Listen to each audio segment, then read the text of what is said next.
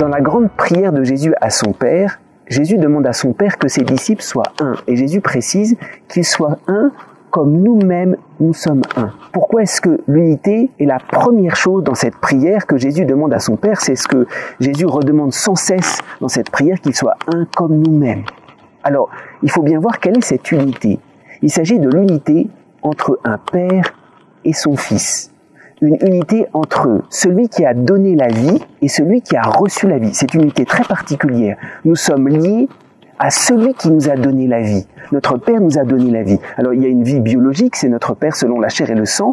Quelqu'un qui nous a donné la vie, nous sommes unis à lui, nous sommes liés à lui pour toujours. Et puis il y a une vie spirituelle, quelqu'un qui nous a enfantés, quelqu'un qui nous a porté la parole. Il y a une unité qui se fait avec lui. Quelqu'un qui nous a donné la miséricorde, quelqu'un auprès de qui on s'est converti. Il y a une unité de Père à Fils, qui est une unité définitive. C'est important parce que c'est cela, l'unité profonde de l'Église. L'unité de l'Église, c'est pas l'uniformité, c'est pas penser de la même manière, c'est pas avoir le même style de vie. L'unité de l'Église, c'est la plus grande diversité. Parce que c'est une unité qui est le don de la vie. On peut donner la vie à quelqu'un d'extrêmement différent. Et l'unité de l'Église, c'est celle qui respecte le plus notre diversité. Alors parfois on s'imagine, l'unité de l'Église, il faut être tous la même chose, il faut penser de la même manière. Non, c'est extrêmement différent. C'est l'unité des saints qui enfantent à la vie de Dieu.